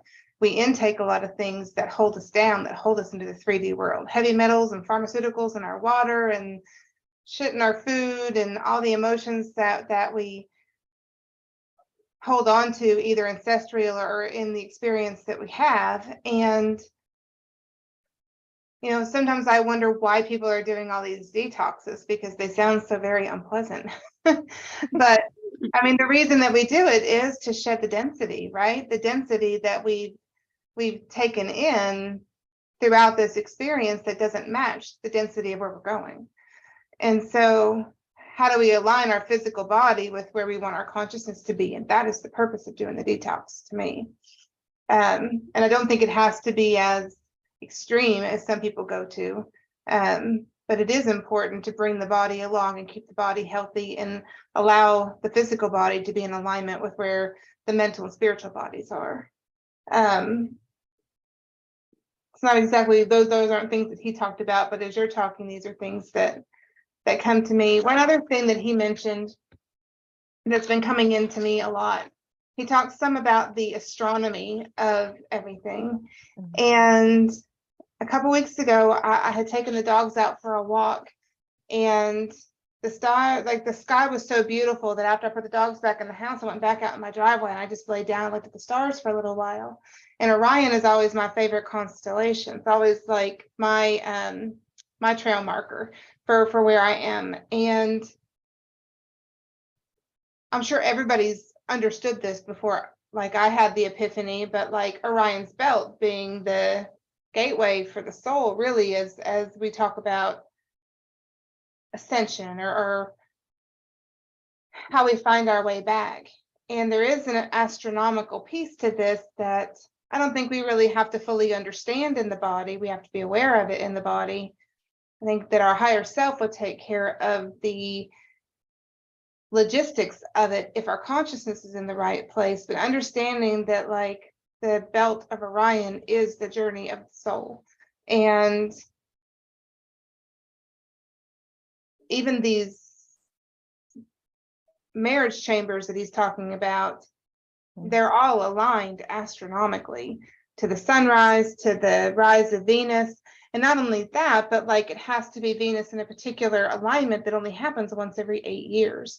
And to have had that understanding and that knowledge back in ancient times, like, can we even perceive how they understood that, where they got that information? But there's an astronomical piece that I'm just now starting to come to understand. Very cool. Mm, Very cool. yeah. Alfredo's saying here in the interview, he said we can access all these sacred sites just by connecting to the ley lines or dragon lines around us. Definitely. Yeah. You really like that line. And we are, in fact, that's exactly what we're going to do now. Yeah. And before I'm going to go, because I want to close it after the meditation, we might want to talk about it. Is there anything else we want to say? Irina, express yourself now. No, I'm done. Thank you so much. Okay. All right, guys. But is this interview available somewhere? I thought it was something that you had booked. Yeah. We get the replay because we were there. Oh, okay. But Was you, Alfredo there? I don't know. Yeah, which is I don't why- know. What, Maybe I it don't was the one, Sandrine, did you see, it was Shael? Kyle. you Shael? can. He posted a YouTube. I think it might have been on this one. Ah, sorry, Click I'm not. underneath it. I'm currently. I'm not often on Facebook because I Oh, need yeah, to yeah. So not get triggered. Go first of all, when I posted the invitation for today, he Oh. kindly put it underneath, so it's Oh, there. okay. Look Okay. at it as well, and he talks about all his 8 or 9 books or something. Yeah. All right. Okay. Okay, well, you know what we're gonna, it's a bit hypnotic, so nobody's driving. Jen, you're in your cubicle, that's good, in your office. So I've set it up a little bit hypnotic. Let me find it. So just make yourself comfortable. And am I still here? Yeah. Am I still here, guys? Yeah. Yeah. Yeah, okay, because I'm reading it off the screen here. Okay, cool. So make yourself comfortable. Take a couple of deep breaths, feet on the ground. And just begin to drop all your barriers, known and unknown. Let go of all expectations, projections, any conclusions, hopes and fears. And then just lie down. Now you don't have to lie down, your body literally, but if you could just lie down, all there is to lie down, then let down any of those letdowns even more. As you do all that, you keep breathing easily, steadily, freely, completely. Inhaling deeply, exhaling completely. And I know that you're now wondering where this is all going to go. Where is this going to lead you, here and now, in the past and in the future, leading you astray from your day, from your worries, from your concerns of wondering about what is next for you to be explored. Now, as you keep breathing in this relaxed state of wonder, allow yourself to move from your current state of alertness to sinking into a deeper mode of contemplation. It's a good thing to wonder without aimlessly wandering, exploring ideas, identifying objects, giving meaning to ancient symbols and patterns. Just for the next few moments, allow yourself to wander and wander through the ancient memories of a civilization that no longer exists here on Earth. Step into that sacred inner space that represents all your expansive universal qualities and call upon your memories from a time long gone, a time of great collaboration, time of masterful creation. Remember Remember who or what you were then, that if you'd remember it now, you could still be it today, now. Or are you already being it without acknowledging it? Now rest your mind even more. And allow all long lost memories assemble in front of your many eyes, evil or not. And this is your time to shine a light onto your activities of the past. Consider yourself moving backwards on your timeline to the time you had a life that was interlinked with what we now call Turkey. Whatever time beyond each Roman numeral time, when time was still a natural sentience, collectively serving rather than being hijacked for domination by the self-chosen few. Whenever and wherever you have come from, now imagine yourself standing on the hills of this magnificent landscape we now call Göbekli Tepe. Think of rays of the rising sun beam into the standing circle, illuminating a conglomerate of pillars covered in precious metal, or are they not? What did those pillars look like then? As so much time has passed, erasing memories, treasure plundering factions, withdrawing energetic imprints. You are surrounded by your fellow members of community, every single one of them engaged and engulfed in their morning ritual, welcoming in a new day of creation. Wisdom shares celebration and recreation. The energy is one of peace and union, a gathering place characterized by tranquility and harmony, a unifying space where there's no room for rivalry, control, or any form of superiority. In the midst of the circle of your fellow participants, there is a fire burning with sage and other indigenous herbs to cleanse and purify the sacred space. You're holding hands, and everyone is using their uniquely different light language to greet the morning and welcome all etheric friends and family to the circle. Use your will and the power of the universal mind to create or co-create and recreate images in your imagination and will this place back into being. Now there is stillness, an invitation to deeply delve into your memories of the ancient wisdom and remember your role and contribution at this place. Are you a teacher, a healer, a scribe, a mediator, a mathematician, a shaman? Who are you? What is it that you offer to this group of masters in this highly evolved place? Now look around and beyond the dwelling, near and far, who benefits from your work? Take a moment to gently tap your higher heart, just above your heart and underneath your collarbone. Tune into the compacted spaces inside your DNA, your physical body, your tubes and channels, arteries and organs, a gene pool packed full of wisdom. Activate your gene technology and observe the changes that occur. What is it that you're wearing? Any clues in your hands that could lead you to your skill, vocation, or occupation? Are there any symbols imprinted on your skin? Smell the earth, deeply look into the flames of the centered fire pit and put an offering into the circle. Do you live near this place or at the place? Who invited you to be there? Where did you come from? Your language may be unfamiliar, different words, different sounds. What are you feeling? What are you perceiving?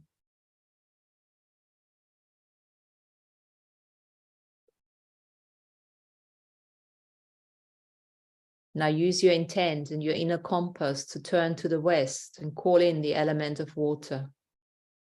Submerge yourself in water and heal any old wounding. Allow the borders between dimensions to dissipate. How does water connect to your experience at this ancient place then and now? Can you tap into the megalithic stones and make sense of the programmed information?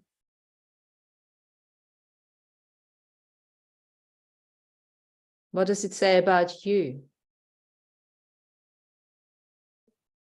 What does it say about a highly civilized intelligence? A highly civilized civilization?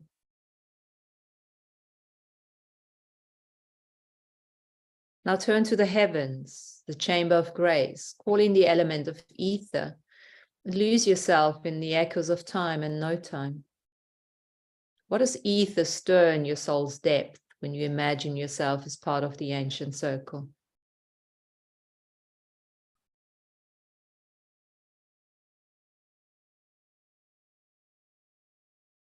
Now turn to the south, the chamber of awakening, call in the element of earth, and ground yourself deeply into the nourishing soil. What does earth require from you to remember in order to move towards natural living again?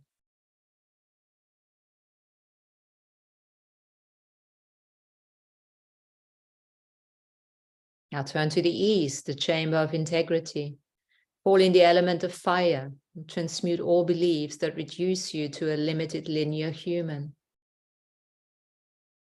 Can you use the element of fire to rekindle your true passion?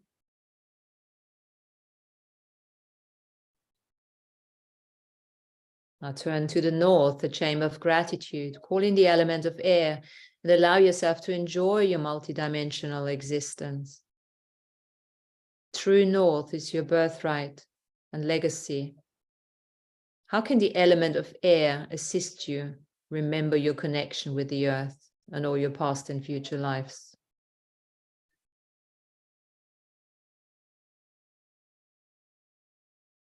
Vibe with the natural rhythm of source connection.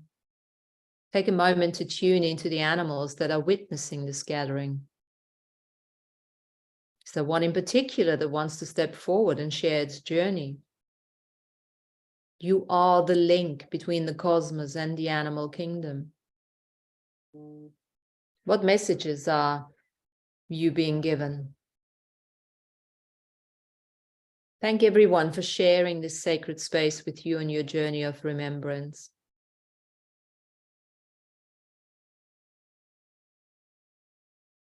Now move forward on your timeline. Go to the time when it all ended. Stop there for a while and take a moment to acknowledge what happened to this place in ancient Turkey. It might not have been one cataclysmic event, but many years of plunder and devastation of some kind. Why was it covered up again? Where did the people go? What happened to the technology?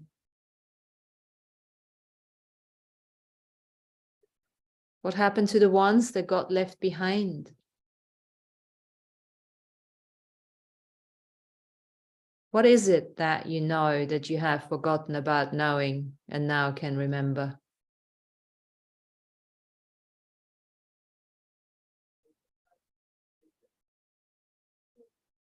Now remain settled, eyes closed, take a few breaths and allow the integration to continue.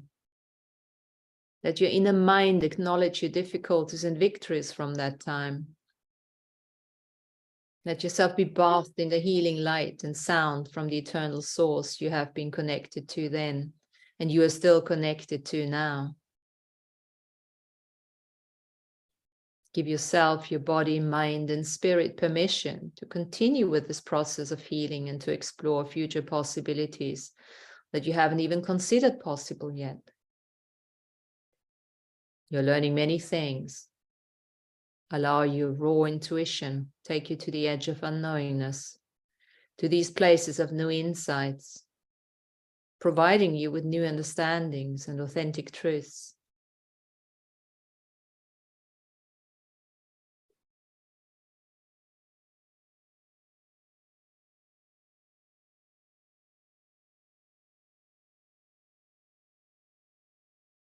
Good. And then slowly in your own time, get your attention and intention back on the physical, back on the place, on the room that you're sitting in. And just come back into our gathering here.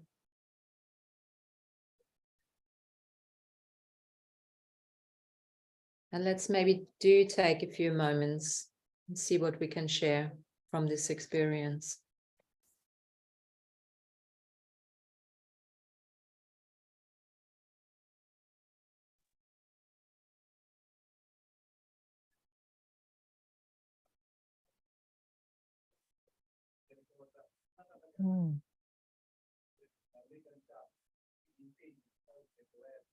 Thank you so much for that.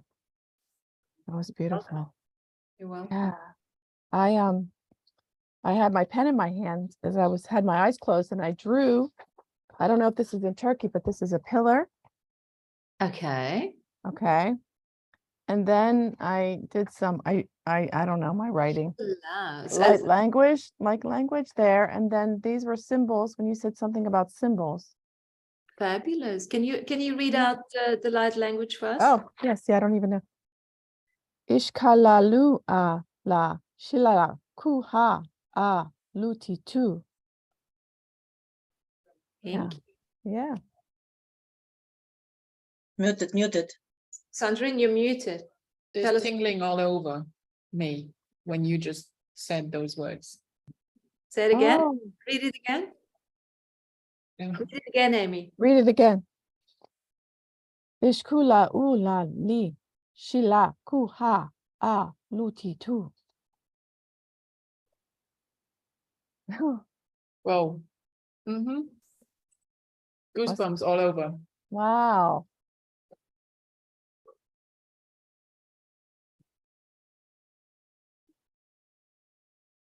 That was great to go to Turkey, by the way. And Yeah. when I dropped in, I instantly saw Tanya, Lana, and Herminia, and then others formed around, and I could see us moving about. The pillars started out as spires, and all the symbols on them were like,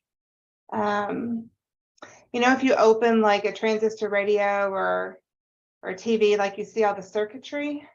The circuits that I saw running through everything, and it was meant to be a transmitter and a receiver. Exactly. And, those pillars were transmitters. You're absolutely right. like I asked what I needed to know, and it said it really wasn't that important to know what we did there, only that like to receive the energy of being back there. And my hands wanted me to record the light language, because like I don't know, I think I do that, like I'm an Akashic recorder. And so when I let my hands move for it, I saw the beings come in that taught us how to build that. And so like I saw the beings that were there that showed us how to do that. Fabulous. Thank you. In my experience, when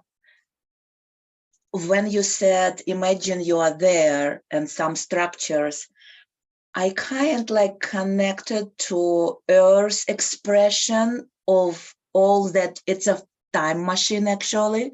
It's a place. Then I was immediately brought to, I asked, where is origin? What is that? You asked from where it came. Yeah. I got to star. I don't know name of that star, but I asked, okay, who is on that star? Show me, please. And tall beings, but very strange body shape, like no joints, and everything very thin, whitish blue color, and heads like oval shape, no hair, no nothing, and very like rounded oval, like perfect shape, and no joints, very flexible, everything. I asked, who are you guys? I got name Aoma, but it is maybe just translation to our language because they are vibrational and they are from 6th dimension, these guys. And when you start to talk about why it was left, what happened, nothing happened actually. It was so interesting because it was that sacred place, yeah, they were coming from their level of this universe to build on earth as lighthouse when we are ready to transmit 6th dimension here. And when that creation of that physical place was done, they took people who actually, and it was a very interesting tribe, like innocent, like a kids, those people with who they connected to do this. So they took those people and they brought somewhere them, not exactly to their planet, but some kind of pocket for them to have experience to continue. And that was just covered with sand. It is covered with sand? Yes. Yeah, it was just covered with sand for our time to discover, not before. This is what I saw. Okay, lovely. Yeah. Irina, that's exactly how I saw those beings. They looked exactly like you described. And when I asked like what happened to it, they said that it wasn't needed yet, and so it just got forgotten for now. Yeah. And Okay.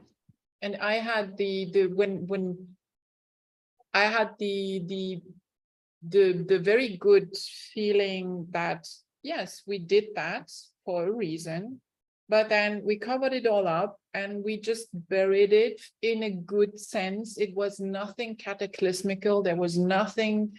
It is a library and an archive, and what happened or what may be, or just like you probably said about, until we are ready to actually be at that emergent level to understand what is going on there.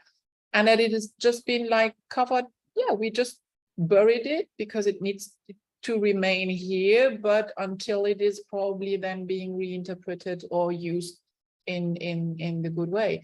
And there was one thing about when you talked about civilization and being in, so my mind went into, why are we always saying about ancient civilization and civilized? Because these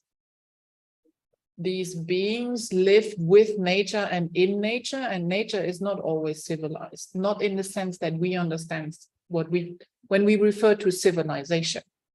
When we refer to civilization, we mean something ordered that has, strict rules, and according to those rules, whatever it may be, But then I was like, I understand where you went through, but that immediately came up with me, like, this living with nature and in nature does not necessarily interpret it as, what we call civilized.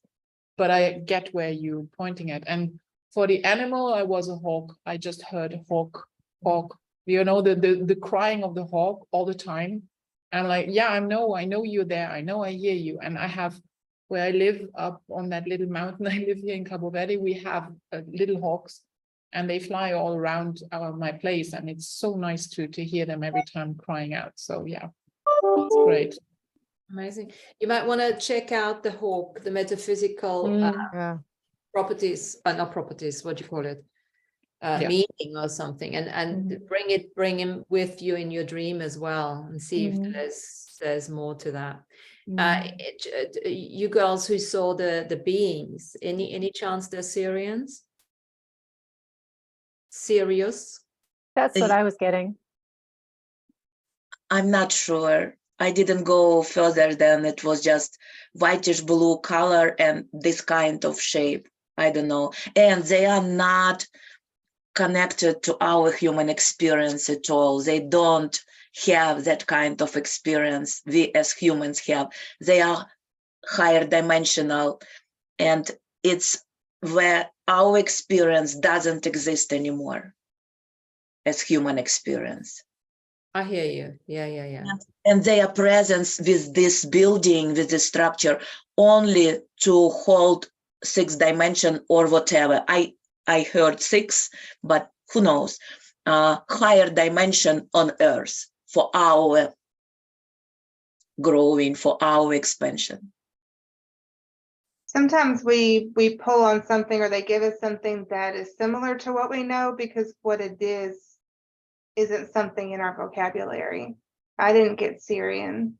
When you were saying, though, that we were the bridge to the animals, or for the animals, I heard no, it's the other way around. They're the bridge for us. Okay. Cool. Yeah, I also heard message was I can rise above, because I saw the rumble that happened. I guess, right? Is there a lot of rubble there? And Yes. yeah. So something about I can rise above, or can rise above. Cool. Maybe that's with the hawk. Yeah. Yeah, with the hawk. Alfredo's Something. Alfredo's also saying he had some Yes, stuff deer. going on and a deer came to him. Mm. Cool. I Tanya? just, yeah, Tanya, thank you. I just quickly read through it, and it's just right spot on that when you, to help you interpret your hawk meaning, you must take into consideration that this bird holds the key to higher consciousness. So yeah, I know what he's pointing to. I'm emerging at my next level, I think. A Amazing. hawk gave me a feather yesterday, which completes all the feathers that I had asked for. I had asked for like a bunch of different different feathers for me to make a dream catcher, and the hawk was the one that I didn't have, and one came to me at the park yesterday. It's a love beautiful, that. it's a Tanya? beautiful meditation. Thank you, Martina. Oh, you're welcome. You're very welcome. I Just wrote look, that after we got back from Quebec, yeah. I just looked the description of deer, Tanya, you just posted, and first word it was gentleness. Exactly, that energy, gentleness. Yes, very gentle. It's not even love. It's something that we don't have vocabulary to describe. It's something different. It's vibration. They are vibrational. Yeah. Oh my gosh, Jen, that's what came for me too. A fox. Yeah, That's I got so a fox. funny. I Did you got a get a fox fox? as well. Yeah. 3 foxes. Wow, it's playtime. Göbekli Yeah. Tepe is filled with foxes. Yes. Exactly. Lots of foxes there. Yes. We're Sly. flying. Here's the fox. Sly, And Sly is a geese. fox. Yeah, I love that. That's funny. That's so funny. For me, I saw myself as standing over a body, doing energy healing and physical healing. And then I drew a card, a crystal card, and what came up was emerald, which has to do with spiritual healing. So I think, you know, in that space, at least my role was to help work as a bridge, right? You're talking about the animals working as a bridge. Like that's what my role in that space time, one of them anyway, to Yeah. work as a bridge between that physical and that spiritual, energetic. Fabulous. Beautiful. Who have we not had yet saying something? Lana, do you No. want to say something?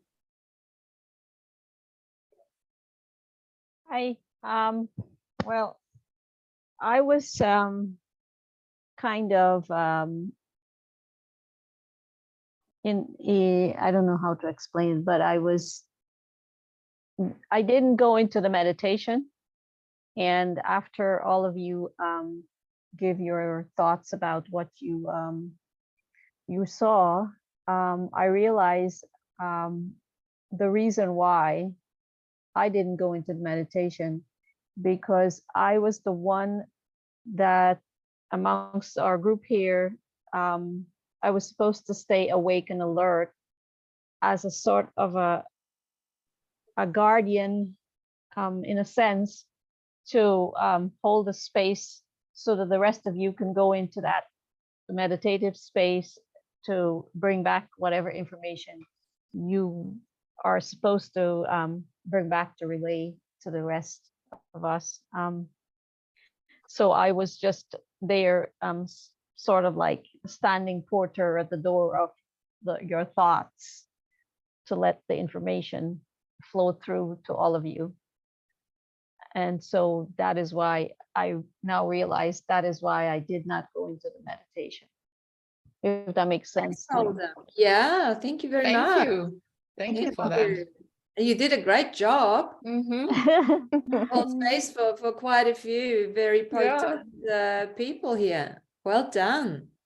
Yeah, but I wanted to go back to something that Jen said about when she fell into the meditation.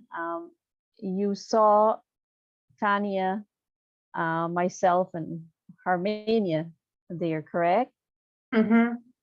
Now, you said something else after that, and I don't remember exactly what you said. Something to the nature of they were giving us information as to how to build the structure. Is that what you saw? Can you expand a little more on that? I didn't see how they taught us to do it, only like when I started to record it, the beings came in and like they were the ones that showed us how to build it and how to imprint the circuitry on the pillars. So are you saying that we were part of the construction of the site itself? Is that what you were getting? Either on a lineage standpoint or soul, yes. Interesting. So maybe that is why I was standing the porter then, to make sure that nothing enters to interfere with this very sacred moment of the meditation. Very well could be. Yeah, interesting. Wow. Well, thank you. Thank you both Yeah. for sharing your experience. And thank you, Martina, for that lovely meditation and all the discussion. It's been interesting and fun and lively. Okay. Yeah, very expressive. Yeah. Thank you. Before we Thanks, close, Martin. yeah, you're welcome, Alfredo. Do you wanna say something about your experience? Or? I have a hard time meditating around my kids, so it's, Yeah. I'll revisit it later so I can go into deep state and actually see it. I don't have kids like, by all means. I'll Do revisit it later, but it was pretty cool. Really cool feeling. Fantastic. But do it again, guys, in your own time, because there were lots of questions and you can revisit and obviously, add your own questions and everything. But thanks for playing. Thanks for coming on. It was a really, thanks for suggesting it, Amy. Yeah. And Jen, and we've got already a subject for next week. Tanya, can you elaborate? Yeah, so the Galactic New Year starts next Wednesday. And so we'll talk about the 13 moon calendar and, the cycles and how to, help to maximize your energy. If you bring your birth date, we can give you your galactic calendar sign. And my friend Melanie will come on and share her experience, because we've both been working with this 13 moon calendar for now many, many years. So yeah, we'll just cheers to the Galactic New Year. We'll have a happy New Year day. Fantastic. Should we bring champagne? Yeah. If you wish. No, If you wish. shouldn't go champagne and I'm still on my detox. Yeah. Do it. Well, I'll yeah. watch you. I'll You smell can it. have sparkling water, Martina. With some lemon. Yeah, exactly. Yes, Exactly. Great. All right, Well, guys. and until then, be well. Thanks very much, guys. Bye. Thank you. Bye. Thank you. Bye. Bye.